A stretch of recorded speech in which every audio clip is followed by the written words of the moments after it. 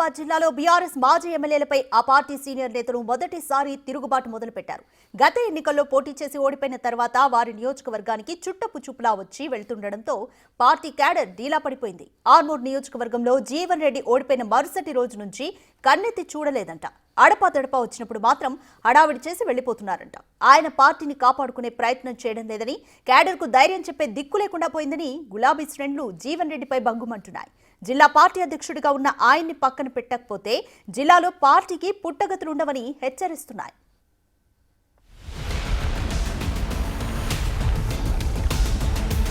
తెలంగాణ ఏర్పాటు తరువాత 2014లో జరిగిన తొలి ఎన్నికల్లో ఉమ్మడి నిజామాబాద్ జిల్లా ఆర్మూర్ నియోజకవర్గంలో గులాబీ పార్టీ ఆవిర్భావం నుంచి ఉన్న సీనియర్ నాయకులు పలువురు జీవన్ రెడ్డి విజయానికి వెన్నుదన్నుగా నిలిచారు. బీఆర్ఎస్ అధినేత కేసీఆర్ కు సన్నిహితుడిగా మెలుగుతూ వచ్చిన జీవన్ రెడ్డి కొంతకాలం సీనియర్ నాయకులను గౌరవించినప్పటికీ తరువాత వారిని పట్టించుకోకుండా కొద్దిగా దూరం పెడుతూ వచ్చారట. ఇక అప్పటి నుంచి భూకబ్జాలు, బెదిరింపులు, అక్రమాలకు పాల్పడటం, ఎదిరిస్తే అక్రమ కేసులు పెట్టి జైలుకు పంపటం వంటి అరాచకాలు చేశారని పార్టీ శ్రేణులు ఆరోపిస్తున్నాయి.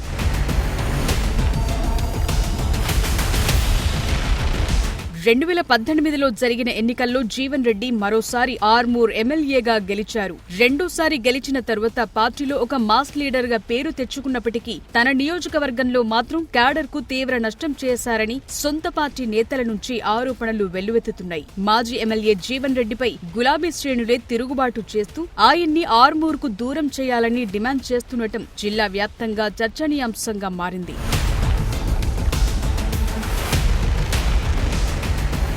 ఇప్పటికే జీవన్ రెడ్డికి చెందిన జీవన్ మాల్, ఆర్టీసీ స్థలం లీజుకు సంబంధించి బకాయిలు కోట్ల రూపాయల్లో ఉండడంతో నోటీసులు జారీ అయ్యాయి. జీవన్ మాల్ సీజ్ చేయటం హాట్ టాపిక్ గా మారింది. ఇప్పుడు కొత్తగా సొంత పార్టీ క్యాడర్ జీవన్ రెడ్డి చేసిన అరాచకాలపై ధ్వజమెత్తుతుండడం గులాబీ పార్టీలో కలకలం రేపుతోంది. పార్లమెంట్ ఎన్నికల్లో ఒకసారి కల్వకుంట్ల కవిత ఓటమికి, రెండవసారి బాజిరెడ్డి గోవర్ధన్ ఓటమికి ఆర్మూర్ నియోజకవర్గంలో ఆశించిన స్థాయిలో ఓట్లు రాకపోవటమే కారణమని, దానికి కారణం మాజీ ఎమ్మెల్యే జీవన్ రెడ్డి వైఖరి అన్న ఆరోపణలు వినిపిస్తున్నాయి.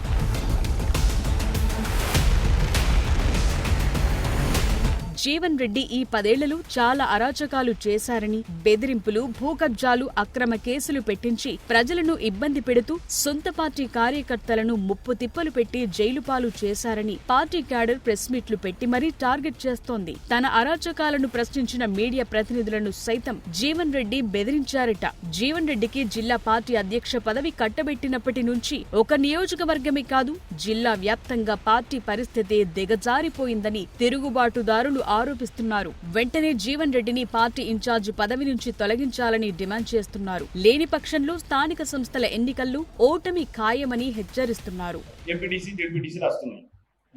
ఎవరిని చూసి ఓటేయాలి? ప్రజలైతే నియోజకవర్గ ప్రజలు ఏమంటున్నారు? క్లియర్, మేము జీవన్ రెడ్డిని చూస్తే ఓటేయం.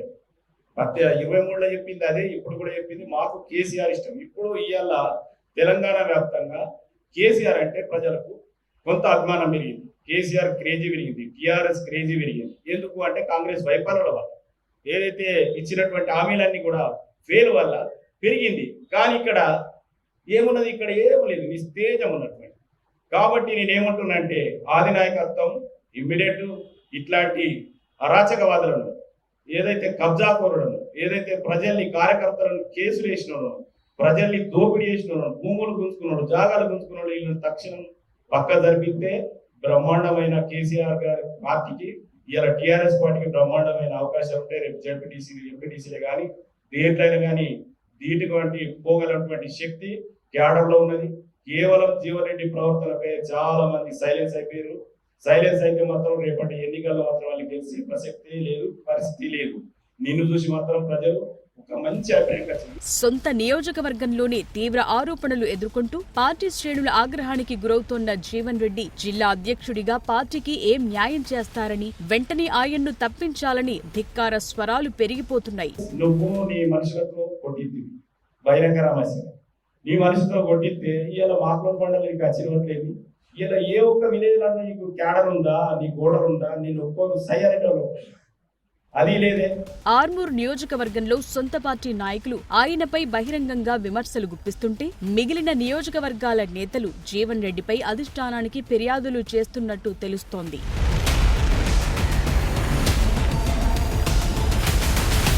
2018 ముందస్తు ఎన్నికల్లో 28,000 పైచులకు మెజార్టీతో గెలిచిన జీవన్ రెడ్డి గత ఎన్నికల్లో దాదాపు 30,000 తేడాతో పరాజయం పాలవటానికి ఆయన అరాచకాలే కారణమన్న వాదన వినిపిస్తోంది. ఇప్పటికిప్పుడు స్థానిక సంస్థల ఎన్నికల్లో మెరుగైన ఫలితాలు రావాలంటే జిల్లాకు పార్టీని సమర్థంగా నడిపించే నాయకుడు కావాలని, లేకపోతే ఆర్మూర్ నియోజకవర్గంలో పార్టీ పతనమైనట్లు జిల్లాలోని మిగిలిన నియోజకవర్గాల్లోనూ అధోగతి పాలవుతుందని క్యాడర్ అధిష్టానానికి సూచిస్తోంది. త్వరలోనే కేసీఆర్, కేటీఆర్లను కలిసి ఈ విషయం నివేదిస్తామని ఆర్మూర్ సీనియర్ నేతలు బహిరంగంగానే చెప్తున్నారు. మరి చూడాలి ఈ పంచాయతీని గులాబీ పార్టీ పెద్దలు ఎలా సెటిల్ చేస్తారో.